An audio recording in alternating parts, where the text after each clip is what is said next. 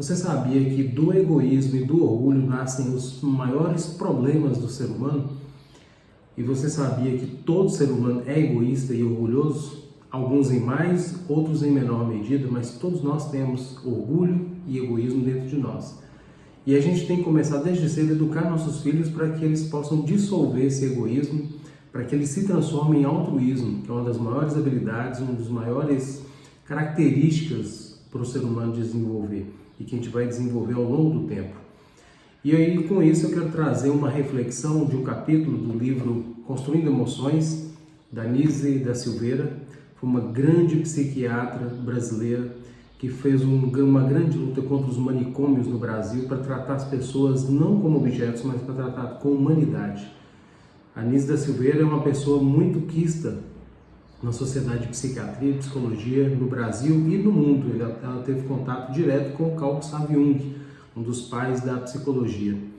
Então, direto ao ponto, eu quero falar sobre o egoísmo e como que nós, pais, podemos educar melhor nossos filhos em relação a isso. Então, eu vou ler alguns pequenos trechos e vou comentar para que a gente possa fazer algumas reflexões. Ela começa dizendo assim: segundo a mitologia grega, o símbolo arquetípico de mito, Narciso, representa a figura do amor por si mesmo.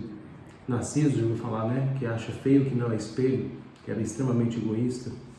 Com tal característica, tende o homem a reproduzir a sua imagem em tudo que faz, exibindo com orgulho e vaidade o seu próprio reflexo. Aqui já começa ela chamando a atenção dessa questão do orgulho, que a gente tem uma tendência a não aceitar as pessoas que são diferentes, a querer só olhar para o meu lado e não olhar para o lado das outras pessoas, a querer sempre o melhor para mim e não o melhor para as outras pessoas também. Então começa por aqui essa reflexão. É natural que na fase de desenvolvimento da criança ela seja egocêntrica, egocentrista. Portanto, é inato que ela deseje que todas as suas vontades sejam realizadas. Então, como eu falei antes, toda criança ela nasce egocêntrica, egotista, egocentrista. E a gente tem que trabalhar o inverso disso, que é o coletivismo, é a fraternidade, é a compreensão, é o companheirismo, o altruísmo. Consequentemente, os pais, por sua vez, também querem realizar todas as vontades dos seus filhos. Aqui está um grande erro. Apesar disso, não é recomendável facultar prontamente todas as suas vontades. Dessa forma, a criança cresce acreditando ser o centro das atenções, sempre, supondo que pode tudo, passando a comportar-se teimosamente para obter algo que deseja.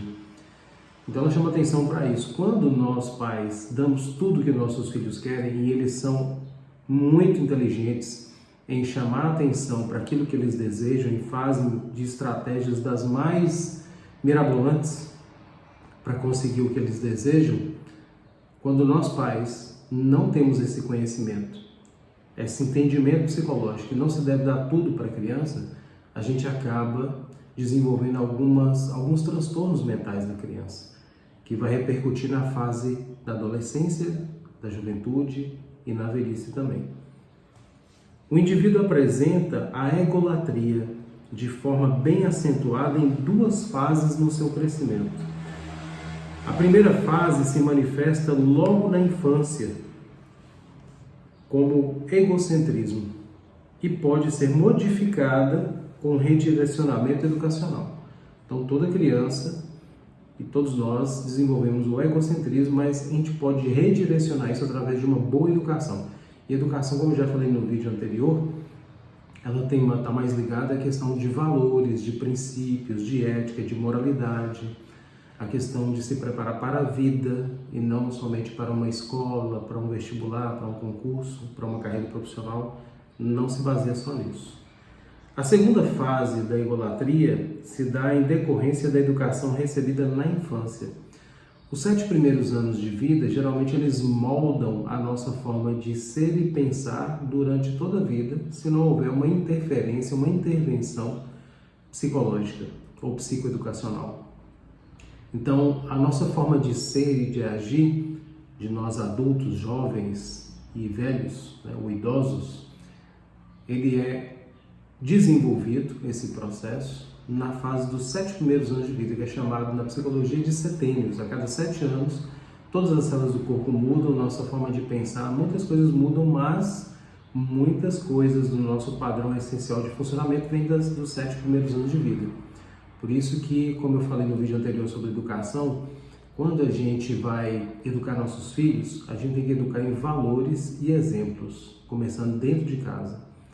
E a escola, infelizmente, a brasileira, ela é passiva. O adolescente, cheio de energia, de criatividade, ele fica dentro de uma sala de aula parado, sentado, passivo, sem desenvolver a proatividade, a colaboração, a compreensão, a fraternidade, o trabalho em equipe, que são extremamente importantes para a vida adulta. E torna esses adolescentes, primeiramente essas crianças, logo adolescentes, passivos. Como nós temos aí uma sociedade muito passiva, pouco proativa, que vai repercutir na questão social, financeira, em várias outras esferas da vida, profissional também. Então, continuando, a segunda fase da egolatria se dá na decorrência da educação recebida na infância, mantida na adolescência e quando o indivíduo torna-se adulto, vem apresentar um desdobramento ainda mais complexo. Então, além dos 7 primeiros anos de vida moldar a maior parte da nossa vida, ainda pode complexar o futuro nas outras fases. Com o avanço fantástico da tecnologia, os benefícios gerados são incalculáveis. Porém, está sendo criada uma geração de alienados. Por quê? Porque nós não estamos tendo educação digital, tecnológica. A gente está sendo ensinado a usar os aparelhos, mas sem desenvolver o aparato emocional. E um dos maiores conflitantes do nosso comportamento são tudo que é relacionado à dificuldade de gestão das emoções. E se a gente não tiver essa educação junto com a tecnológica, educação emocional, aí vão vir graves problemas que ela cita nesse livro, nesse capítulo. As crianças estão expostas desde o berço a aparelhos eletrônicos que absorvem sua atenção por longas horas. A realidade virtual se subjuga à realidade real. Então as pessoas ficam presas à realidade virtual, que é uma fantasia, e deixam de viver a realidade, que é muito mais importante e definidora para o nosso futuro. Com o excesso de informações geradas em tempo real pela mídia, que sobrecarrega o cérebro, as crianças e jovens têm livre acesso a uma série de conteúdos de jogos e outras futilidades. Isso vem defrontar com a criação atribuída aos pais nas 4 últimas décadas. Então nós temos aí uma década onde essa nova geração ela tem um QI abaixo do QI dos pais da geração anterior. Isso já é um reflexo dessa falta de uma educação mais bem pautada em saber utilizar as tecnologias. Analisando a diferença impactante nos padrões educacionais e culturais, fica evidente que a adolescência torna-se precoce. Isso está antecipando a adolescência e tem prolongado a adolescência, sobretudo. Então nós vemos na nossa sociedade aí crianças e adolescentes de 40 anos de idade. Já estão comprometidas por causa do uso inadequado da tecnologia. Também nós vemos aí vários transtornos mentais relacionados a essa questão. Os filhos não querem sair da adolescência. Conceitua-se então chamado de adulto-adolescente ou adultescente.